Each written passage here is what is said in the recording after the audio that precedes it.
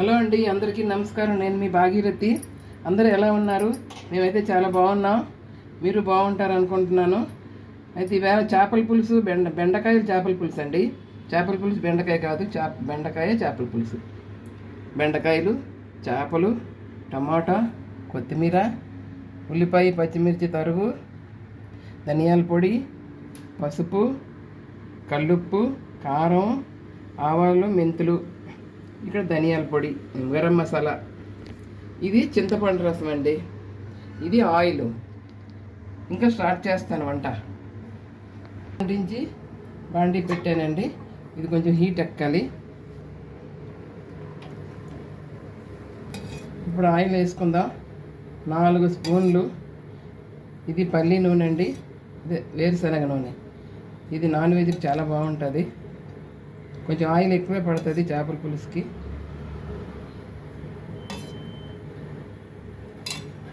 ఇప్పుడు ఆవాలు, మెంతులు వేసుకుందాం.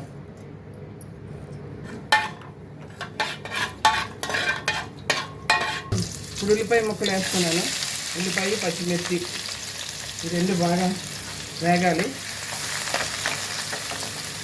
ఆకులు గుప్పెడు వేస్తున్నాను. పసుపు వేసుకోవాలి.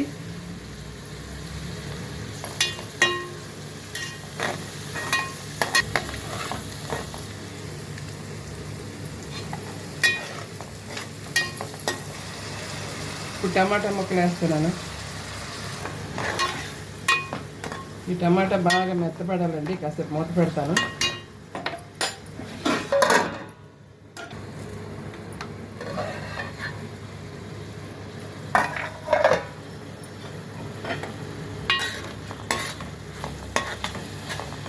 టమాటా కొంచెం మగ్గినాయండి. ఇప్పుడు కారం వేసుకుందాం. 2 స్పూన్లు కారం ఇది. ఇప్పుడు ధనియాల పొడి వేసుకుందాం. ఇప్పుడు బెండకాయలు వేసుకుందాం.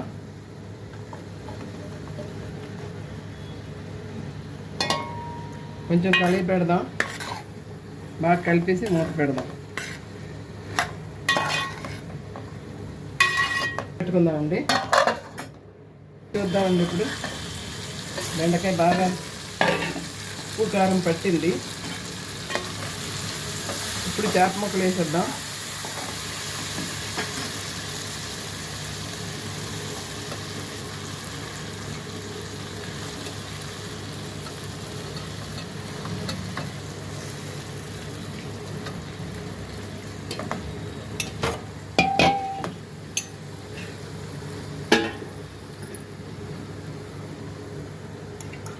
ఇప్పుడు చింతపండు రసం వేసేద్దామండి.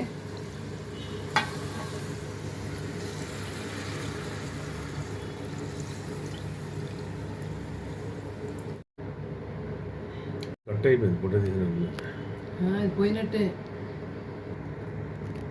కొంచెం వాటర్ వేసుకుందామండి. పులుసు చిక్కటిది కదా, కొంచెం వాటర్ వేస్తే చేపలు ఎక్కువ ఉన్నాయి. మరిగేసరికి మనకు సరిపోవాలి.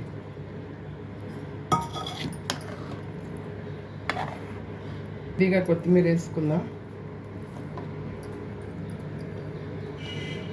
ఇప్పుడు మూత పెట్టేసి మరగనిద్దాం అండి. పులుసు ఎంతవరకు వచ్చిందో.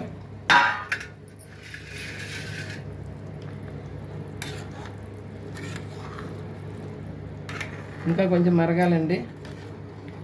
మూత లేకుంటే అలా ఉంచేస్తాను. కొంచెం చిక్కపడాలి.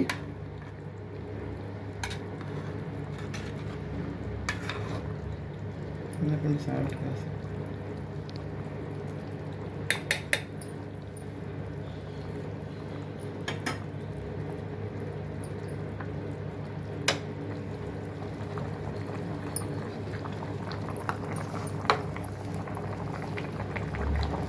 కొంచెం కొత్తిమీర ఉంది, అది వేసేస్తున్నాను.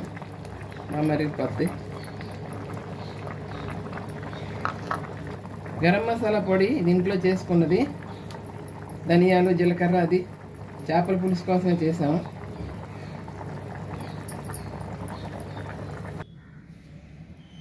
బెండకాయ చేపల పులుసు రెడీ అయిపోయిందండి. ఇది చాలా బాగుంటుంది. ఇలా ట్రై చేయండి. నచ్చితే లైక్ చేయండి, షేర్ చేయండి, సబ్స్క్రైబ్ చేయడం మాత్రం మర్చిపోకండి. ప్రతిరోజు చెప్తున్నాను. మీకు ఎలా ఉందో కామెంట్లో చెప్పండి. Thank you, bye.